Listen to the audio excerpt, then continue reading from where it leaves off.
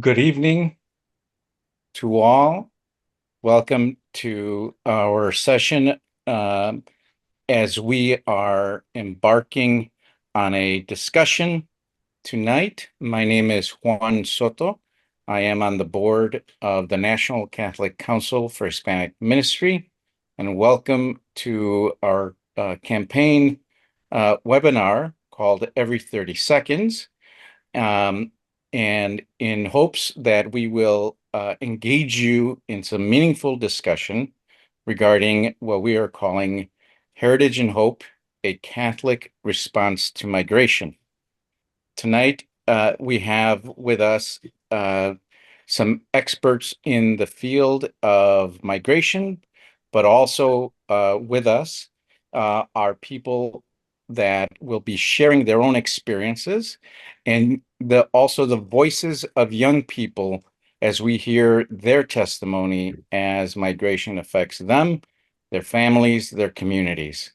So once again, on behalf of the board of the National Catholic Council for Hispanic Ministries, welcome tonight. One of the things that I would like to start off with is invite our pastor who is going to provide the opening prayer, Father Alejandro. Good evening, everyone, and thank you for joining us today. We celebrate the feast of St. Cosmas and St. Damian, that at a time in the very early centuries of the church were also migrants, and they had to work in very different and challenges situations pastorally. So let us pray together in the name of the Father, and the Son, and the Holy Spirit. Amen. God, Almighty Father, we are your pilgrim church, journeying toward the kingdom of heaven. We live in our homeland, but as we're foreigners, every foreign place is our home. Yet every native land is foreign to us. Though we live on earth, our true citizenship is in heaven. Do not let us become possessive of the portion of the world you have given us as a temporary home. Help us to keep walking together with our migrant brothers and sisters toward the eternal dwelling you have prepared for us. Open our eyes and our hearts so that every encounter with those in need becomes an encounter with Jesus, your Son, and our Lord. Amen. In the name of the Father, and the Son, and the Holy Spirit. Thank you, Father. Thank you for setting the tone for tonight's message that people are joining us from all over the country. I would like to also go into our next part, which is going to be led by our board president, Elizabeth Roman, that will give us an introduction to who NCCHM is and our campaign on Every 30 Seconds. Adelante, Elizabeth. Gracias, Juan. Welcome. Good evening. It is an honor and a blessing to welcome you to this space, to this webinar, Heritage and Hope, a Catholic Response to Migration. This is one of three that we're holding in honor of Hispanic Heritage Month and the World Day of Migrants and Refugees, which is next Sunday. This event is an important part of Every 30 Seconds initiative, which was launched in 2020 by NCCHM to form, inspire, and encourage Latina youth to embrace their civic duty as a reflection of their faith. As we look ahead to the 2024 elections, we recognize the pivotal role that young Latinos are set to play in shaping the future of the United States. The Every 30 Seconds initiative, led by NCCHM, in collaboration with Instituto Fe y Vida, Catholic Relief Services, Hispanic Engagement, Pilsen Neighbors Community Council, and Gamaliel, is designed to equip young Latinos and their families with the tools, the knowledge, and the motivation to register, vote, and make their prophetic voices heard as Latinos, Latinas, as Catholics, and as people of God and of faith. According to Pew Research, the number of eligible Hispanic voters in 2024 has increased to 36.2 million people, a significant increase from 32 million in 2020. Latinos now represent nearly 15% of the U.S. electorate, making them a decisive force in the upcoming elections. What is particularly noteworthy is the influence of young Latino voters. They are 31% of the Latinos eligible to vote between the ages of 18 and 19. This growing group, comprised of Generation C and millennials, represents one of the fastest expanding voting blocs in the United States, contributing nearly 800 new Latino voters who turn 18 every year. Pew Research says that every 30 seconds, a young Latino in the U.S. turns 18. Nearly 90% of them are U.S. citizens. That's why the name of our initiative is called Every 30 Seconds. Despite this growing presence, voter turnout among Latinos has historically been lower than any other ethnic group. This is why these formation seminars and these spaces are so important. We aim to bridge this gap by providing education and resources to form young Latinos to exercise their civic duty through the lens of their Catholic faith. Our webinar today directly aligns with the U.S. Conference of Catholic Bishops document, Forming Consciousness for Faithful Citizenship. As Catholics, we are called to align our civic duties with our faith and our values. Every 30 seconds seeks to form faithful citizens who actively engage in public issues like immigration, which is one of the most pressing issues of this election, alongside racial injustice and economic policies. These actions are deeply rooted in Catholic social teaching, which emphasizes the dignity of every human being, the pursuit of justice, and the protection of the vulnerable. The theme of migration is one of the most significant challenges facing the world today. Millions of people are displaced globally, and the voices of migrants, including those in the United States, need to be heard. Latinos in the U.S. are not only the largest minority group, we are nearly half the Catholics in the U.S. Church.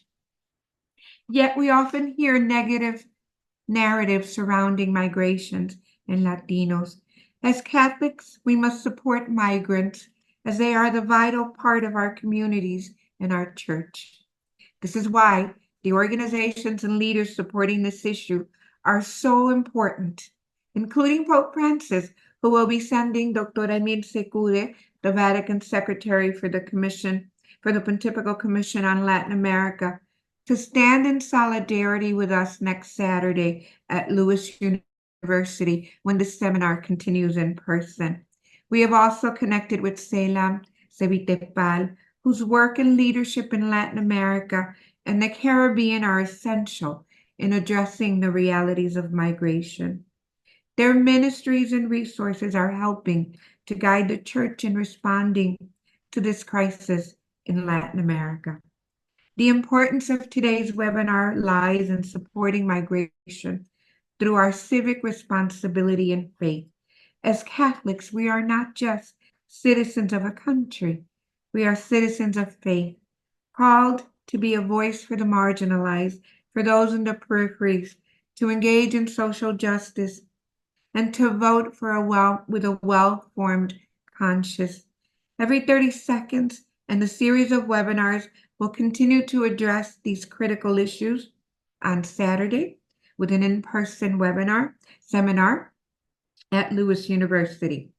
So on behalf of NCCHM, Instituto Fe y Vida, Catholic Relief Services, Hispanic Engagement, Gamaliel Network, and Pilsen Neighbors Community Council, I want to thank you for being here today. And I want to extend my gratitude to all the organizations that have made these spaces possible. Together we can make a difference. Thank you, and may God bless you and your families. Thank you, Elizabeth. Thank you very much. You are correct. This issue is the most important issue of our time, and not only in this country, but in many countries around the world. Migration is the number one issue in almost 50 out of the 195 countries that are having elections this year alone. So thank you for that information and for your continued leadership. Now, for our first session, we will discuss the border reality and the Catholic response. We've invited Dylan Corbett, who is the founding executive director of Hope Border Institute, and he will be speaking on a variety of items, but the realities of the U.S.-Mexico border, a call to action, how Catholics can make a difference, and how Catholic social teaching applies to the migrant crisis, and the tools to advocate for that change through civil and civic engagement. How can the Church address one of the most pressing humanitarian issues of our time? So let us welcome Dylan Corbett.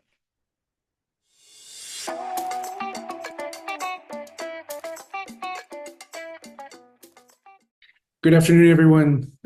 Thanks for the introduction. Thanks to the National Catholic Council for Hispanic Ministry for the opportunity to be with you today. It's a real pleasure. It's a real honor. I'm honored by the invitation. I've got about 15 minutes to present, and what I'd like to do is to talk briefly about the situation right now on the ground here at the U.S.-Mexico border. Then I'll talk a little bit about Catholic social teaching and how Catholic social teaching illuminates the reality of migration, both at the border and in our country. And then offer some examples of things that you can do right now to put your faith into action on this important issue. So I'm going to start by showing some slides. I have a presentation that I can offer, and I'll go to the slides right now. The Hope Border Institute, we work on the U.S.-Mexico border here in far west Texas, in the border community of El Paso, Texas, and also in our sister community just on the other side in Mexico of Ciudad Juarez. El Paso and Ciudad Juarez were sister cities. We were here before there was ever a U.S.-Mexico border drawn. The land where we are first belonged to Mexico, and then before that to Spain. And then before that, it was populated by various indigenous communities that made this desert their home for hundreds and hundreds of years and longer. We've been a place of migration because of that history, really for thousands of years. And today, that reality of migration continues. Our two communities, El Paso and Ciudad Juarez, like many border communities across the whole border, are very connected. We share the same food, we speak the same languages, we cross the border every day to study, to work, to be with family, to be with friends, and also to pray, to buy things, to sell things, and to produce things. Every day, thousands of students, workers, pedestrians, commercial vehicles cross the border every day in both directions. And because the closest big city here in the United States is over 4 hours away, as El Pasoans, we feel much more connected to our sister city of Ciudad Juarez. And we feel like we depend on each other because we live in the desert. One of the things that we do as a binational community is we welcome migrants. Both Juarez and El Paso are migrant communities. Like the United States, 1/4 of our population is foreign-born. And we're also over 82% Mexican American. Juarez is a city with many, many migrants and many children of migrants who came to work in the city's industrial plants. So we have migration in our DNA. We have migration in our bones. It's part of who we are. It's our identity. And that's the reason that we welcome others. And the faith community, the church, is one of the largest providers of welcome to migrants, whether it's offering shelter, food, or other types of care. Now, many people talk about the migration crisis at the border. So let me address that for a moment. For us as border communities, there really is no migration crisis because welcoming people who migrate is something that we do every day. Is it challenging sometimes? Yes. Do we always have the resources to do it? No. There are difficulties. But the reality is that the crisis is not the arrival of people and families to our border. We can do that. It's really a crisis of bad laws. It's a crisis of policies that don't work. It's a crisis of bad attitudes and all those things that keep many people who need to migrate from being able to do it. It's the crisis of imagination that keeps us from fixing a really broken system. And of course, the crisis is also the crisis of poverty, violence, and the exploitation of the earth that forces people to migrate in the first place. So for us, the only crisis at the border is really a moral crisis. Now, let me talk about some of the laws and the policies at the border right now. Our country really has a divided attitude when it comes to migration. That's true today, and it's been true across our history. On the one hand, of course, we are a country of migrants. Migrants have contributed to our well-being as a country, to our strength. That's true socially, economically, culturally. And of course, migrants have also contributed to the renewal of our church and our parish communities. And in many respects, we do a great job of integrating migrants. We welcome migrants, we welcome refugees. People are able to get asylum at the border. Hundreds of thousands of people every year become citizens. Families are able to unify through family-based immigration, and people are able to get work visas. But on the other hand, there are many people who just can't regularize their status because of a broken system. There are many people who are denied protection at the border who really need it. And we have a population of about 11 million persons in this country who are in the shadows because they are unable to get the documents they need. They're undocumented. And we often exploit those who work in essential jobs. And of course, right now, but also in other parts, at other times in our history, there's a strong politics of racism that blames migrants for many of our country's problems that have nothing to do with people who migrate. And now there are many states as well that are getting involved. For example, the state of Texas is sending the National Guard to our border communities here in Texas, here in El Paso, to stop migrants from coming. The state has passed draconian laws which criminalize the act of migration and which instill fear in immigrant communities throughout the state.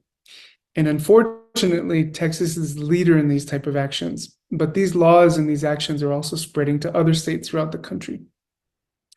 So those two things are true at the same time. On the one hand, we welcome people. We allow them to integrate.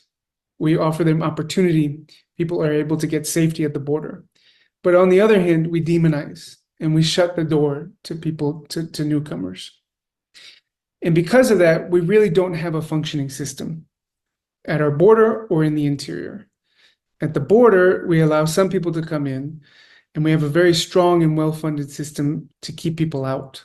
Immigration enforcement agencies, detention centers, practices of deportation and expulsion, and we're increasingly relying as well on other countries like Mexico to replicate these practices, which often lead to the violations of human rights. And these policies are also leading to death at the border. There's a real crisis of death at the border right now that you may not be familiar with. But the deaths are at an unprecedented level. Since we've started counting, they've never been higher. For example, just this year in El Paso alone, there are over 170 recorded deaths. And that's just a fraction of the real number, because many are never found, lost to the deserts or lost to the waters of the Rio Grande.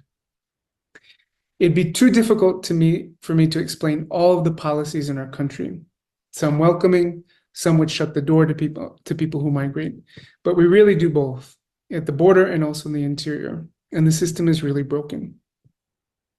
Now, what is the position of the church on immigration? Now, of course, I want to start with Pope Francis. Pope Francis has really been a world leader on this issue.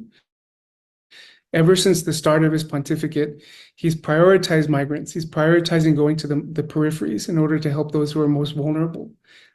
He's shown a heart of mercy, a heart of compassion, the gospel of mercy in the churches, how the church addresses the issue of migration on a worldwide basis. Of course, this is a picture from the beginning of his ministry as Pope.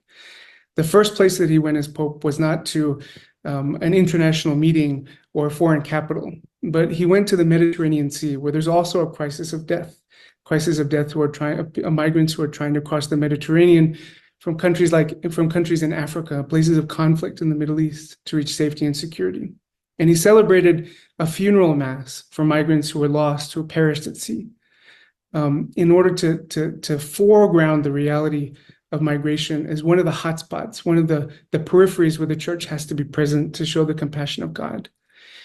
But the Holy Father was building on a long tradition of the church's advocacy and closeness with migrants, and a deep social teaching, which has been articulated across really centuries. I don't have time to go into the full depth and breadth of the church's teaching, but there are a couple of things that I do want to highlight. When it comes to migration, essentially the church really does support two things.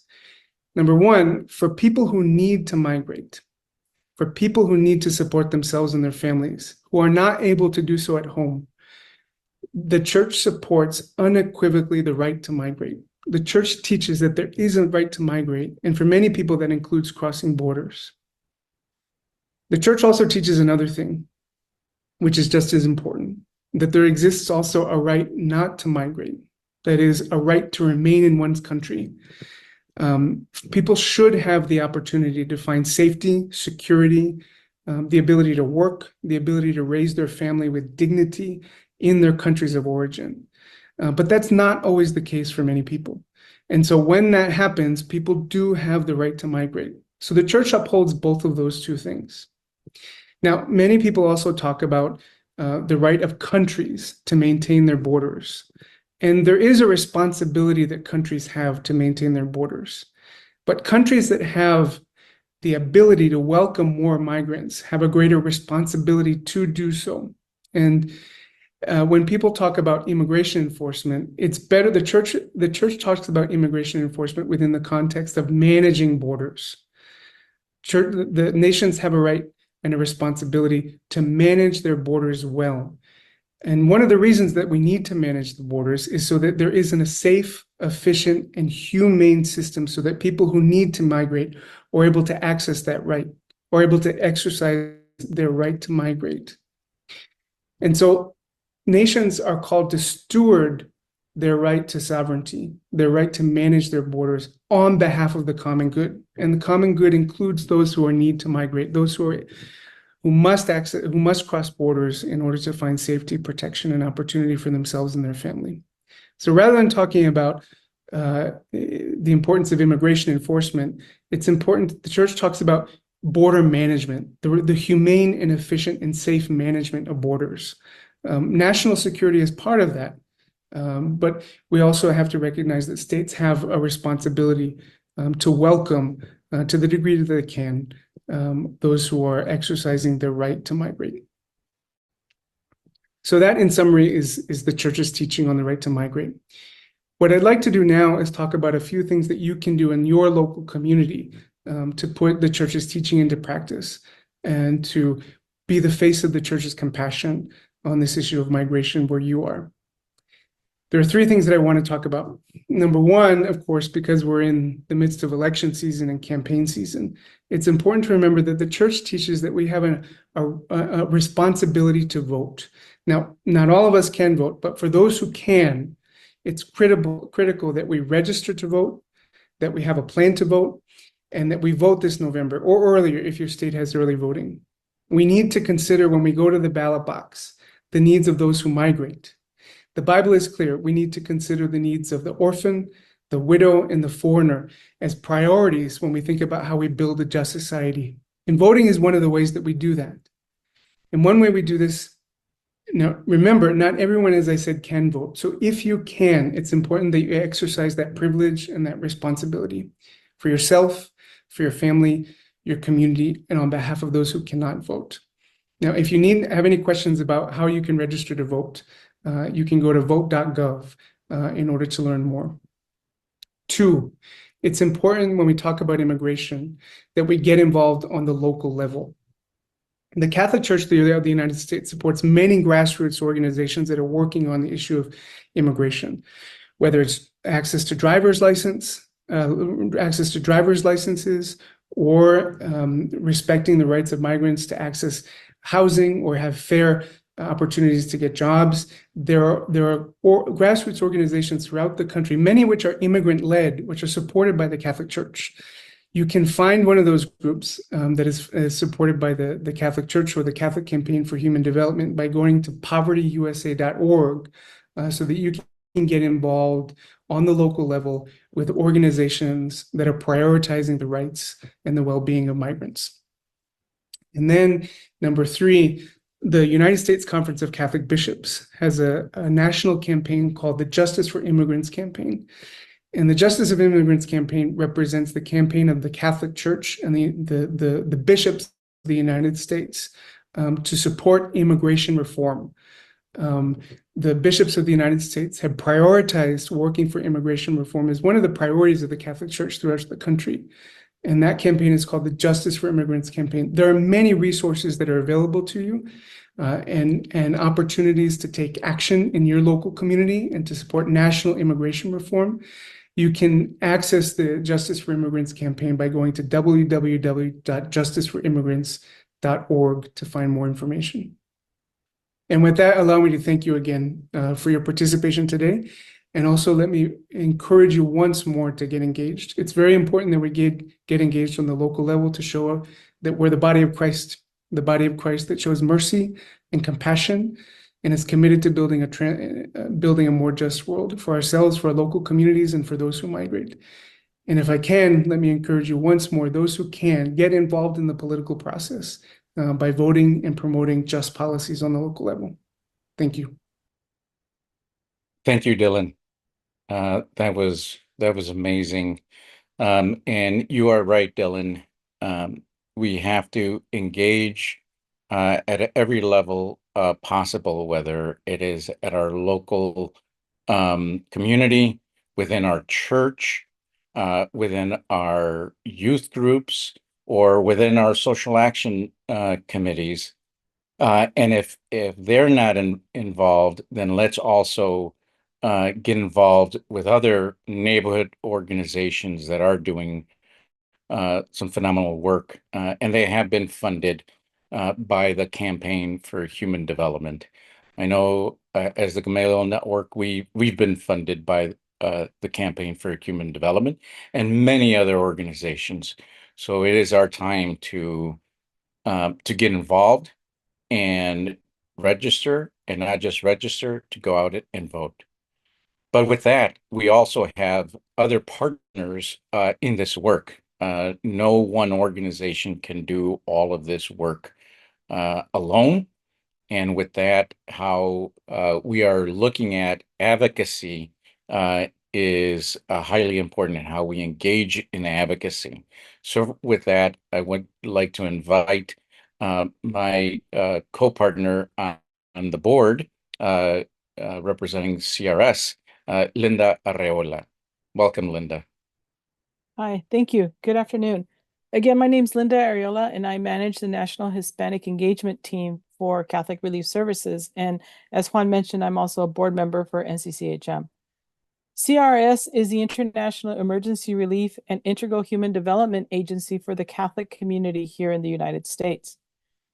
And CRS has accompanied and formed NCCHM and the Hispanic Latino community in becoming the voice and advocates for our most vulnerable brothers and sisters in the world. My colleague William Becerra in the following video will highlight for us the importance of responding to the call to deepen our relationship with our elected officials to go beyond what Dylan invited us to do, to go beyond our vote and bring greater and effective change on behalf of the most vulnerable. To do so by deepening our relationship with our elected officials, to also become, in that way, to become what St. Oscar Romero calls us to be, God's microphone. So I invite you to watch this video.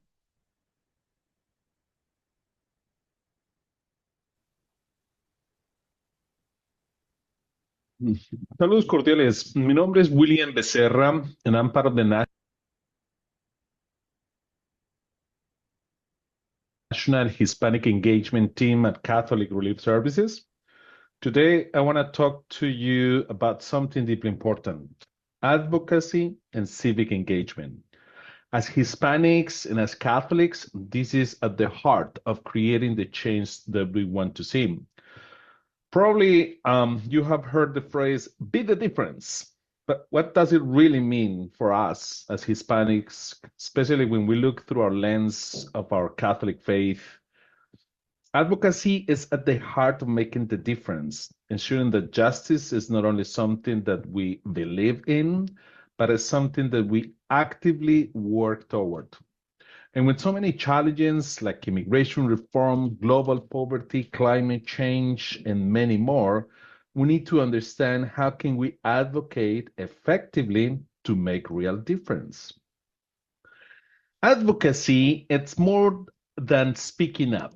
It's about influencing decisions and policies that shape our lives and the lives of others. As Catholics, we are guided by Catholic social teaching, which calls us to defend the dignity of every person, stand in solidarity with the marginalized, and care for our common home. The Hispanic community plays a crucial role in this. As Catholic Relief Services, we partner with Hispanic-led organizations like NCCHM for Advocacy Days, like we did during Raíces y Alas.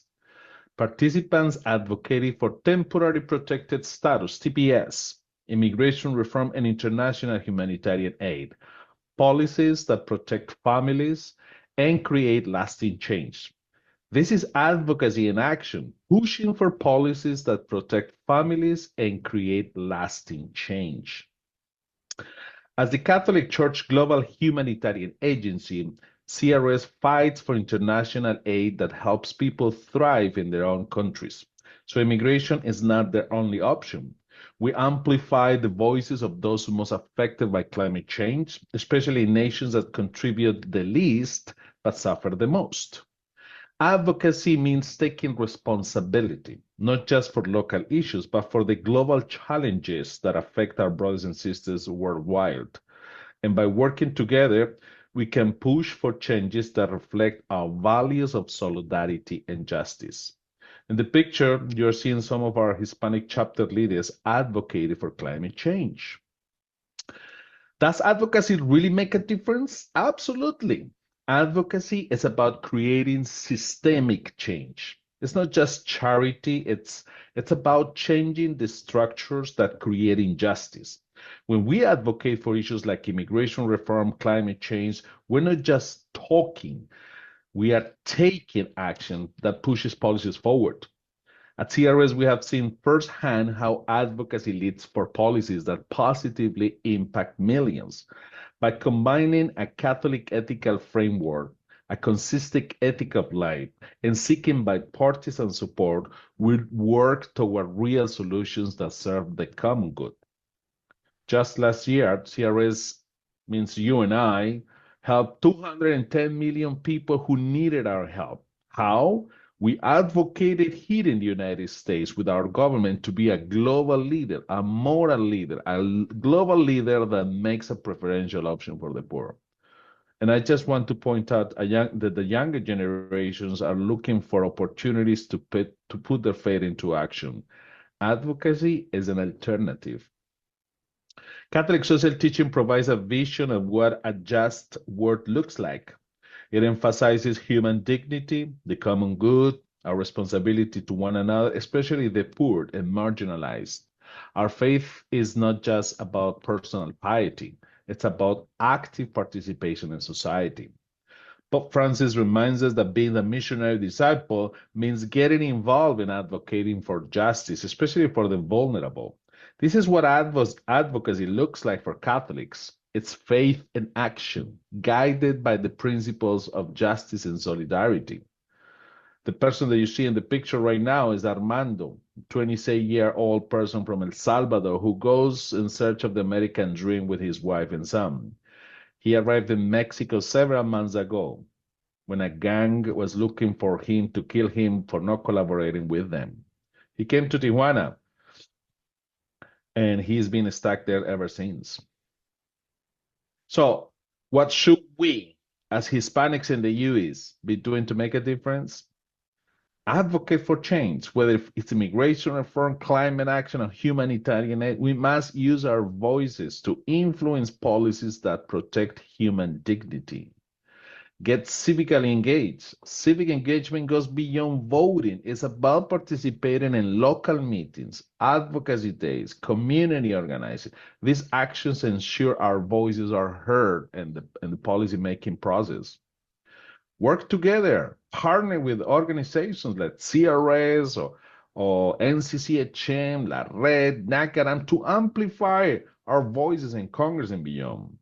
Live our faith in public. As Catholics, we are called to bring our faith into public square, ensuring that the principles of Catholic social teaching are reflected in the policies that affect us, all of us. At the end of the day, advocacy is about taking responsibility for justice. It's about ensuring that our faith, our voices, and our values shape the world we live in. As Hispanics, we have a long tradition of resilience and strength. And when we come together, we can truly be the difference. I encourage you to get involved, whether it's advocating for immigration reform, protecting our environment, or pushing for humanitarian aid. Remember that our voice matters. Through Catholic social teaching and civic engagement, we can create the world we want to see. If not us, who? If not here, where? If not now, when? We can and must be the difference. And I'd like to give you some resources. If you're interested in learning more about how can you start advocating, I encourage you to reach out to me directly.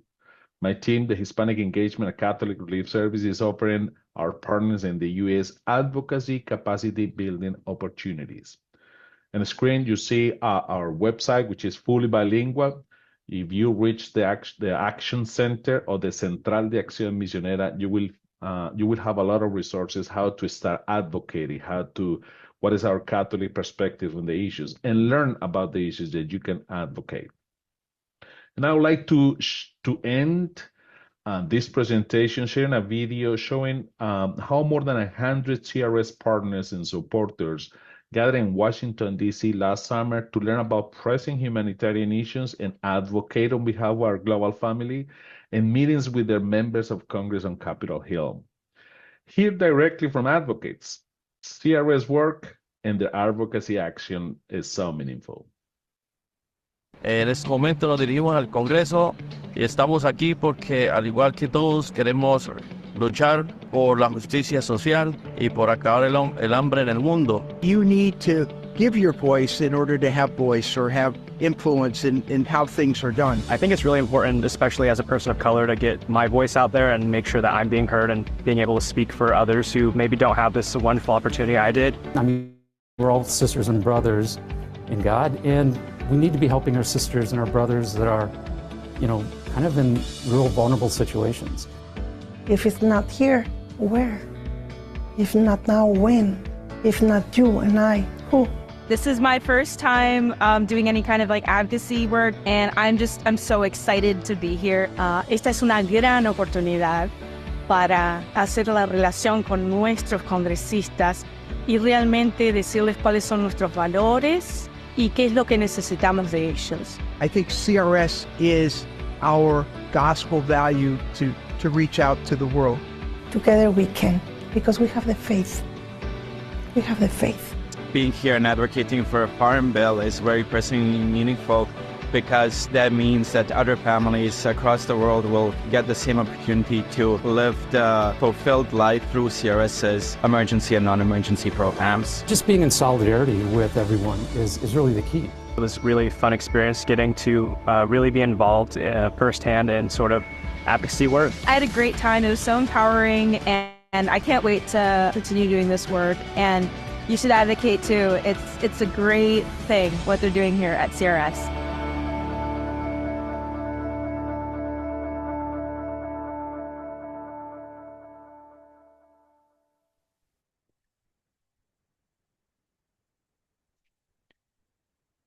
Let's thank William Becerra and Linda Arreola for that great presentation. And they're right. Our voice and our vote does matter. And with the theme of our voice matters, we also want to invite the voices of young people that have engaged in this work and to hear their testimony about how the reality of their experiences, the church, and their own migrant reality has been lifting up their voices. So with that, I'd like to introduce another great leader, Juan Escafuller, the Executive Director of Instituto Fe y Vida, an organization that is dedicated to the Catholic development, leadership development of young people across this country.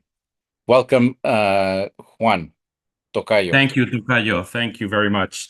And you've just communicated why Fe y Vida is part of this collective effort to raise awareness. Freire would say concientización about one of the issues that affects us. And by the way, not just individuals, but families and entire communities, and not just in the US, but across many nations. It rings out very strongly what you said, Tocayo, that there are many nations that are holding elections this year, and it seems very important that in the midst of all of the political demagoguery at times, that we don't lose sight of the things that actually affect us in the flesh and blood, such as migration. I am honored that we have two young jóvenes who I know from their leadership in Pastoral Juvenil in the Chicago area to have accepted this invitation to speak to their experience as migrants, but also their experience in terms of what are the challenges and what are their hopes as we struggle with this, both personally, both in families, but most importantly as a church and society, as a larger community that crosses borders. So with that, I'd like to introduce Fernanda Gonzalez and also Luis Angel Rios. What I'm going to ask is if Fernanda, if you could begin by saying a little bit about yourself and your journey and your experience as a migrant, and then we'll go on to you, Luis Angel. Thank you for saying yes to this. Adelante. Thank you, Juan. So I immigrated to the US when I was 5. I often get the misconception of like, oh, you were at 5, you don't remember anything of living in Mexico and everything like that. But I definitely would say it's nothing like that at all. I do remember those first couple years in Mexico, and all my family lives there, so it's not like I'm not connected to them in any way. Like we go back and visit them quite often. Hold on. It's asking me to confirm my language. Give me 1 sec. It must know that you're multilingual. I think it's like for the translation. Okay. And then, so I moved here when I was 5, but I'm currently in the Chicagoland area, but we first moved to Texas, so I did move to a bilingual school. And I have an older brother. So currently I'm 17, and my brother was, so I was 5 when I first moved to the United States, and my brother was 8. So when we moved to Texas, we were offered a bilingual school, and we both went to a bilingual school because my brother obviously he was older than me, so he was going to have a harder time learning English. So my parents decided to take us to the same school. But then a year later, we moved to Ohio, so that language barrier was very quick and evident. And then we moved to Chicago, like Chicagoland area. So I did not only like just immigrate, but I did move around a lot. I would say definitely learning the language was one of the most challenging things that I have faced. And definitely like learning how to blend in with my society was one of my biggest struggles. And up to like probably last year is when I realized that it's important to embrace not only where I came from, but also like my heritage and culture. Specifically at my school, it's a predominantly white school, and I think along the way, I was too busy trying to blend in with everyone around me and trying to not cause attention for being different and being from somewhere else. But that is something that is extraordinary, and I have to embrace, not only because it is part of my heritage, but also because that is something that's a part of me and it will never go away. I think one of the biggest struggles is definitely in the school systems, like the English language programs. I think definitely there has to be more support towards those students that do come from other countries, not only because of the cultural differences, but also because personally I did not have a good experience with like the way they were trying to teach me, and like they just made me feel like I was dumber than I was. I think also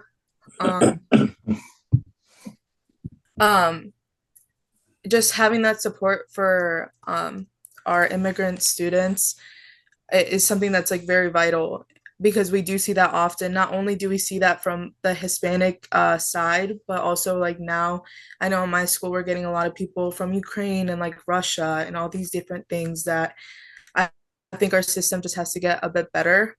Right now I am going to a Catholic church. I'm part of St. Mary Immaculate in Plainfield, Illinois.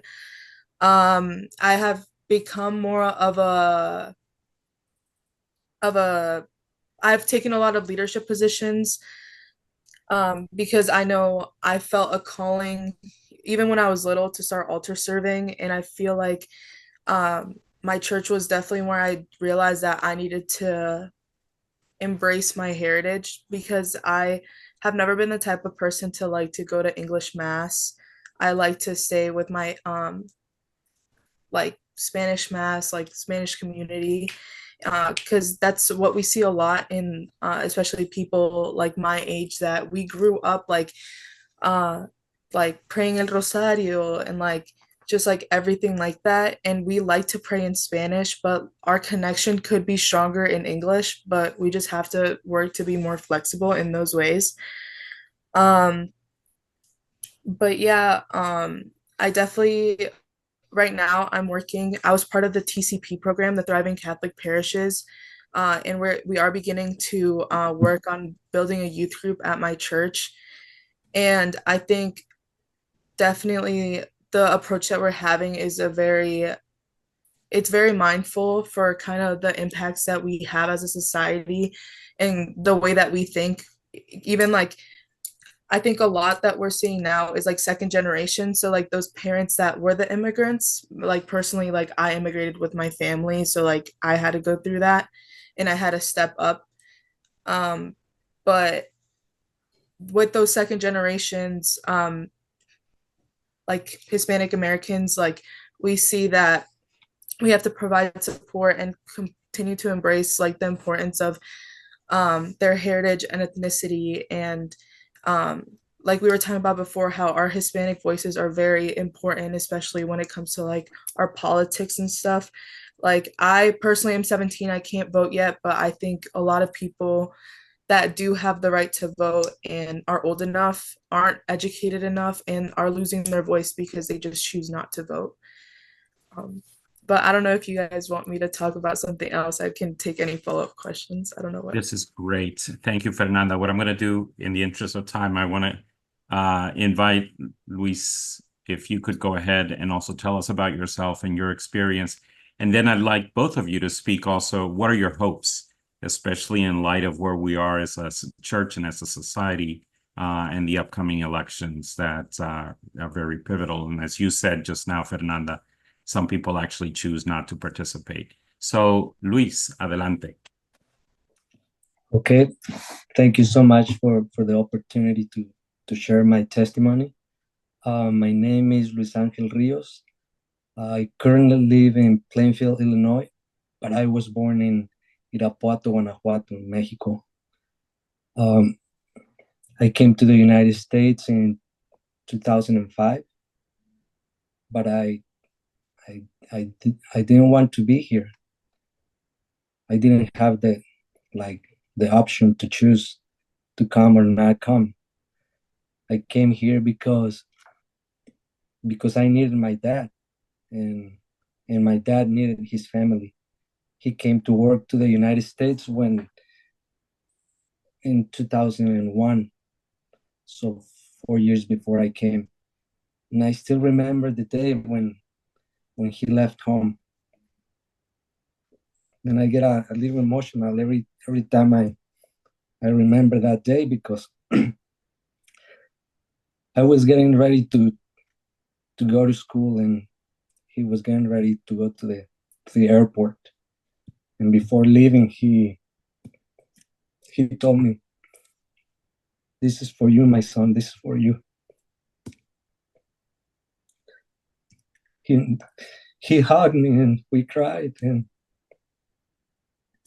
he left without knowing if he was going to see me again or when he was going to see me again.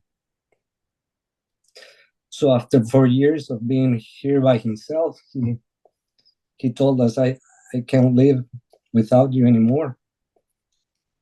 And I also needed him a lot. So he decided to bring his family to the United States.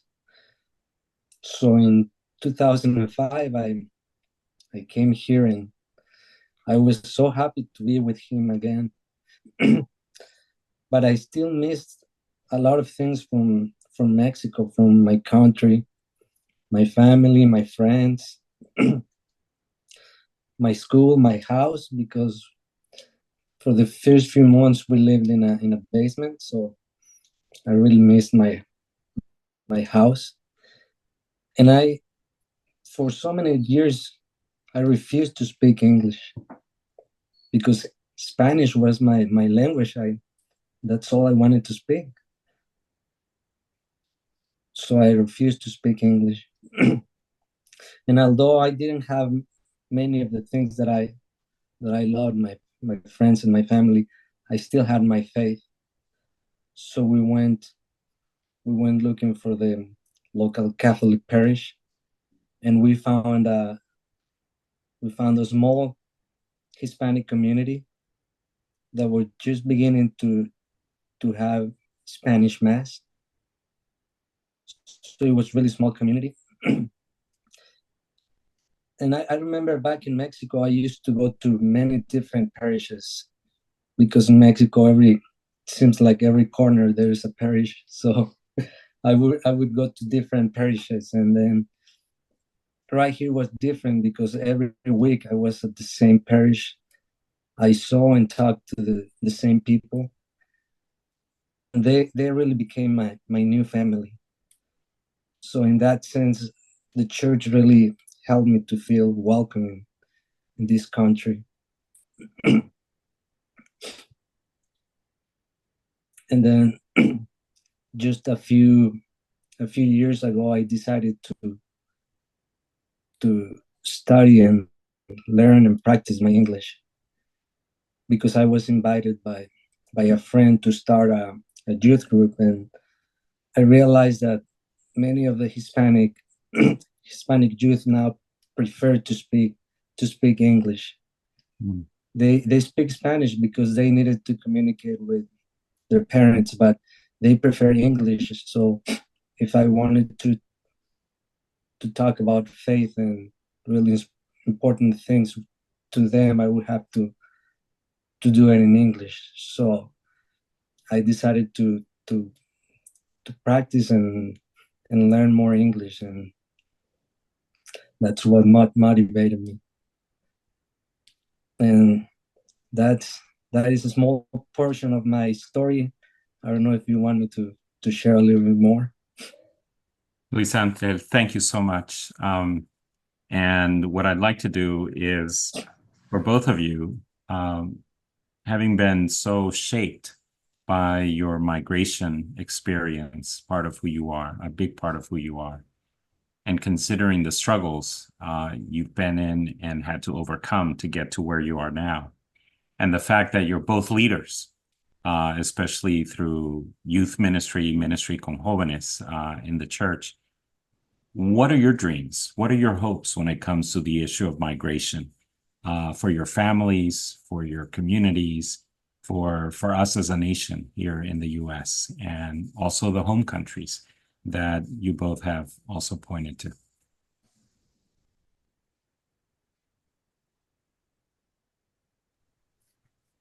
I think some of my hopes are definitely to see like some facilitation to those families that have been here for so long and have had a harder time with their legal documents and things of that sort. I know personally we came here with my parents' work, so a lot of families that we consider family of our own in the United States, because our actual family is in Mexico.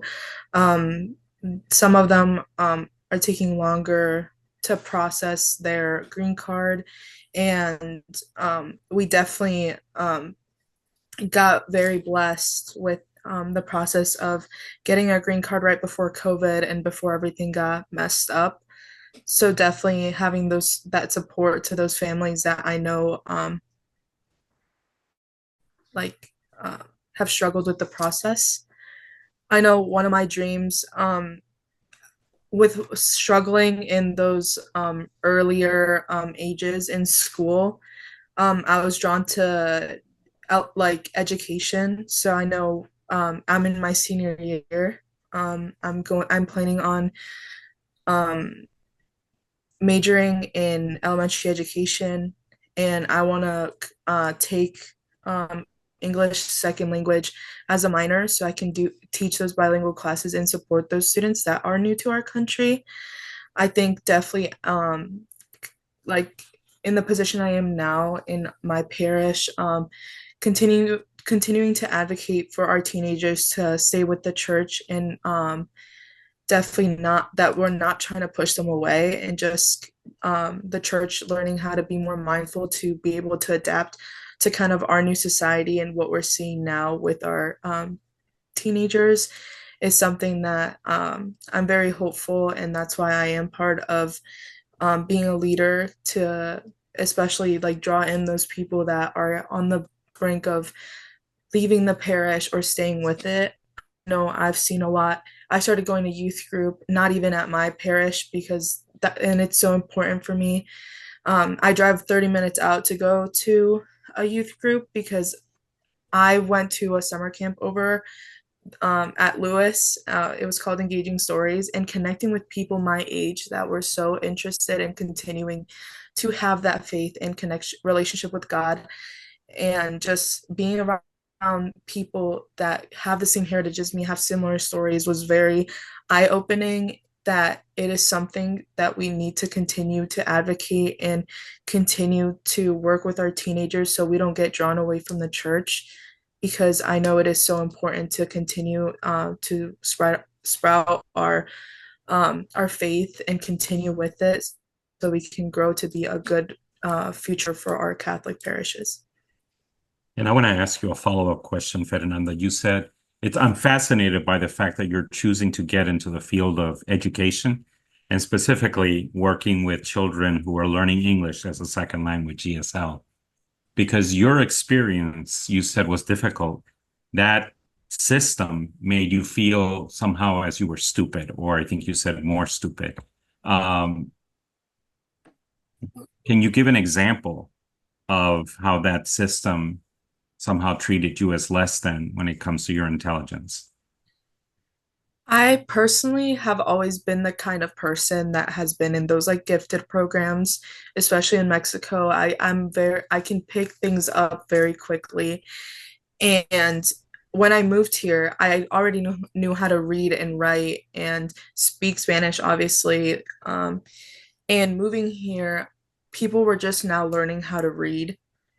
And like at my age, I was 5, so I got here during kindergarten. I was a lot more advanced than a lot of other students, but they viewed me as less than because they were like, "Oh, you don't know English, like we have to begin there first."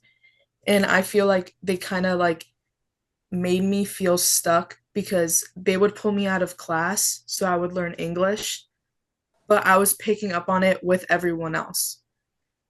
And not only was I falling behind in every other subject, it was just like they pulling you out from those classes in certain cases isn't as beneficial as they believe it is, especially at those earlier ages.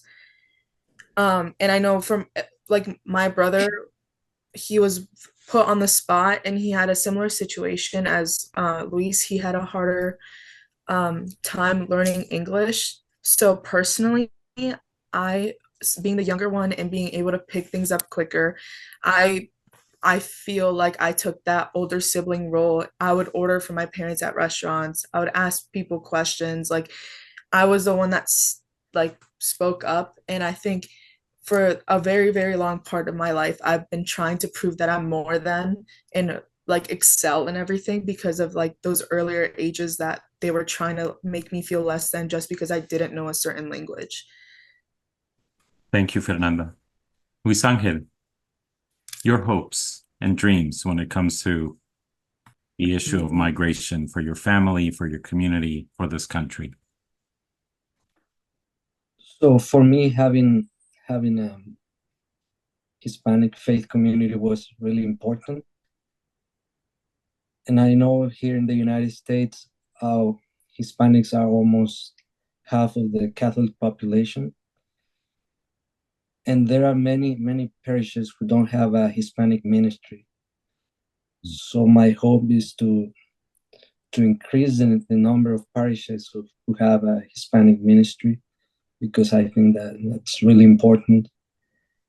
And then another hope that I have is because there's a lot of people in the United States who don't speak English, many Hispanics who don't speak English. So I would like to have more Hispanic professionals and educators to share the faith with those people, to educate them, and that's something that I want to do. I want to educate myself. I want to prepare myself, and I want to be able to explain the faith to my Hispanic community in Spanish, and explain it in a beautiful way, because the Catholic faith is really beautiful and it makes sense. And when somebody explains it to you in a beautiful way and in a way that makes sense, you fall in love with the Catholic faith. That's inevitable, because it happened to me.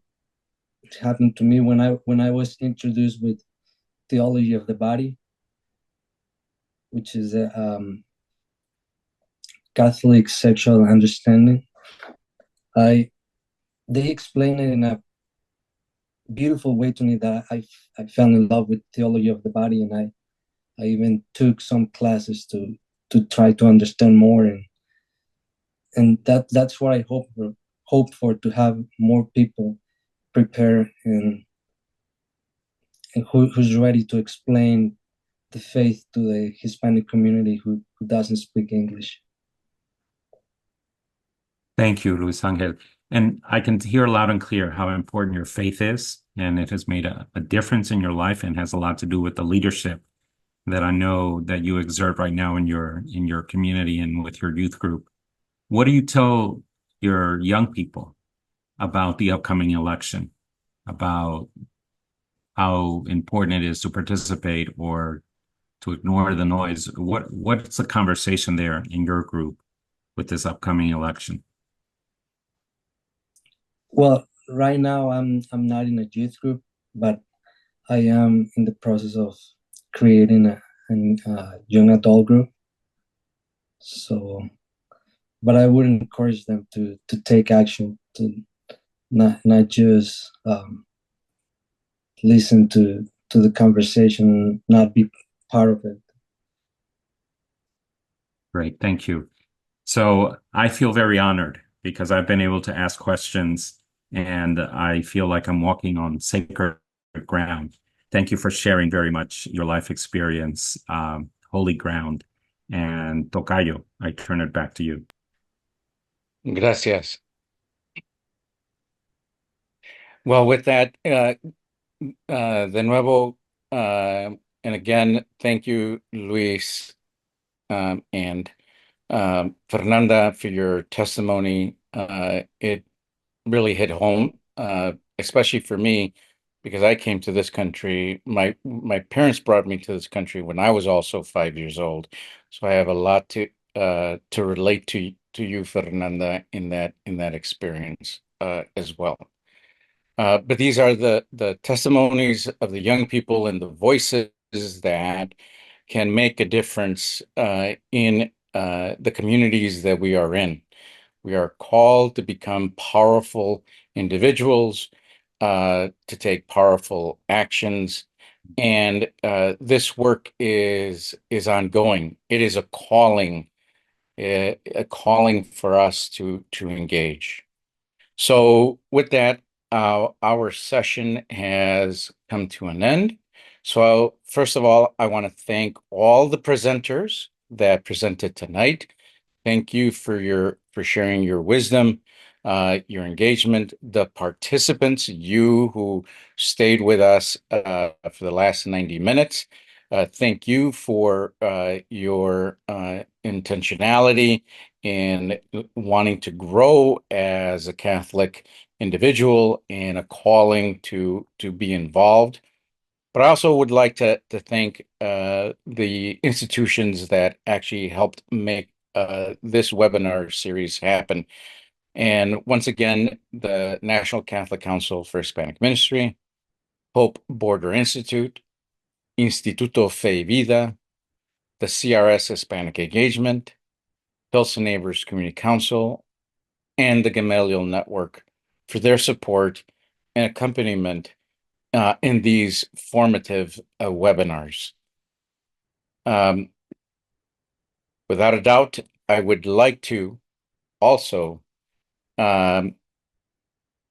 share with you that in just 2 days, we will be engaging in another series of ongoing conversation. We've invited, as Elizabeth Roman has already shared with us, that La Doctora Emilce Cuda, the Secretary of the Pontifical Commission for Latin America, will be with us in person at Lewis University in Romeoville.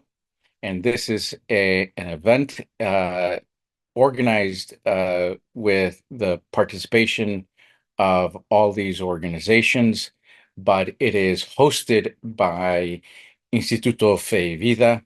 We owe you a lot of gratitude for being so forthcoming in terms of this call for a Catholic response to our migrant crisis. So this is the information. I want to make a footnote that if you do have any questions regarding how to connect to this live webinar on Saturday, it will be live streamed. So keep this link and the links that you see on this promotional flyer to continue the engagement, because just showing up to one webinar does not, give you all the information. Go out, research, engage in the public square so you are well informed about who you are going to vote for in this upcoming election. Encourage your tías, your tíos, your mamá, tu papá, tus abuelitos, all those individuals that can and are can vote, to come out and vote. You know, a decision to not vote in this election is a decision to lose your voice. So come out and vote, and your voice will matter. So with that, I would like to end this session. Thank you very much, and thank you for your time.